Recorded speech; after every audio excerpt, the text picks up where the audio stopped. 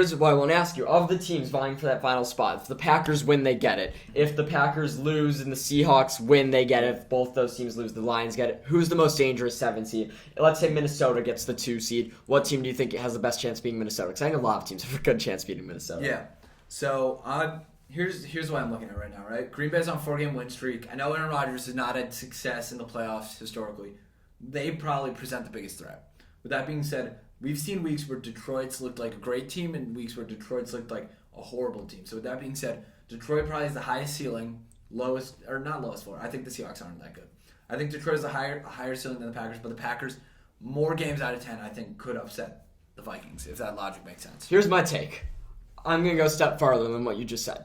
I think the Green Bay Packers are tied for the 3rd best team in the NFC. I think they're probably 4th. But the Minnesota Vikings have absolutely gone to hell. They've disappointed me. Beginning of the season, I said they'd win the division, but wouldn't win a playoff game. I didn't think you had them going to the NFC Championship. They've absolutely folded. The New York Giants, I know they've clinched. They're a nothing team. They mean nothing. Yep. If they play in Minnesota, they could beat them because, as I said, Minnesota's a nothing team, but they're doing nothing. Tampa Bay is even less. Tampa Bay has looked horrible. I know they've won a couple of games in a row. I know the team's finally coming together, but I don't trust Tom Brady. I mean, dare I say that's one of their weaknesses? I mean, I know Mike Evans had a huge game this week from Brady, but I think if I'm comparing Brady, he's a lot less than Rodgers, he's a lot less than Hurts, and he's probably better than the rest of the quarterbacks, so it's not much. That used to be their powerhouse, so I'm not taking them. And I'm obviously taking Green Bay over Detroit because they finally have a turnaround defense. By taking Green Bay, you're betting on their defense. I mean, their defense is playing top 10 now, but Rodgers finally slinging the ball. 5. I know, their defense looked amazing. That's where the turnarounds happen, and they've done it with Rodgers only throwing 1 touchdown in the last 4 games. He's thrown 1 touchdown per game in the last 4 games. Yep.